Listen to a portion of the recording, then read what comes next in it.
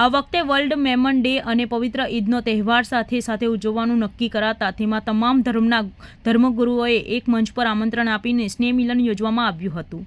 અડાજણ પાટિયા SMC community hall ખાતે યોજાયેલા સ્નેહ મિલન કાર્યક્રમમાં કારી રશીદ અહમદ અજમેરી સાહબ, સૈયદ બુરહાની ઉદ્દીન ઉર્ફ ફૈઝલ બાવા નાયબ, સજ્જદા નસીન, ફાધર ડેનિસ અમીન, બાપ સ્વામિનારાયણ સંતો ગાયની ગુરમીત સિંહજી, લાલસિંહજી, પદ્મશ્રી શ્રી યજદી કરંજિયા, મુદરભાઈ સાહેબ, જલામુદ્દીન આમિલ સાહેબ, કદીરભાઈ પીરઝાલા, મૌલાના રફીક નાદા સાહબ, doctor Mohsin Lokhandwala, doctor Farookji Patel, MS Sheikh S Sonara ઉપસ્થિત રહ્યા હતા।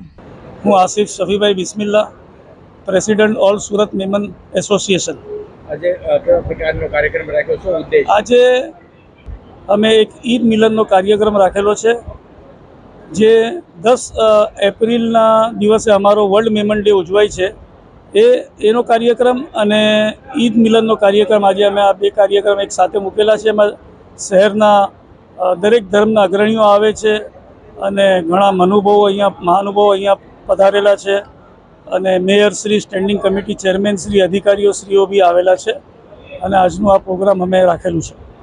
જે અનેક ધર્મના એકતાની ભાવ છે, કઈ રીતે actually 10 April world Memon day નિમિત્તે અમારા લોકો પૂરા વિશ્વમાં 35 લાખ મહેમાનો અને ભારતમાં 15 લાખ મહેમાનો અને સુરતના 60 લાખ મહેમાનો એમ બધા મળીને આ 10મી એપ્રિલે વર્લ્ડ મેમન ડે ઉજવે છે અને તે દિવસે અમે લોકો ફળ ફૂલનું હોસ્પિટલમાં વિતરણ કરીએ છીએ, અનાથાલયમાં જઈએ છીએ, ઓલ્ડ એજ હોમમાં જઈએ છીએ। આવા બધા નોબલ કાર્યો અમે કરતા હોઈએ। સાથે સાથે વિશ્વમાં દરેક જગ્યાઓ પર આવી રીતે સમિટો થાય છે, મિટિંગો થાય છે અને ભાઈચારાની આપણે સંદેશો આપવામાં આવે છે।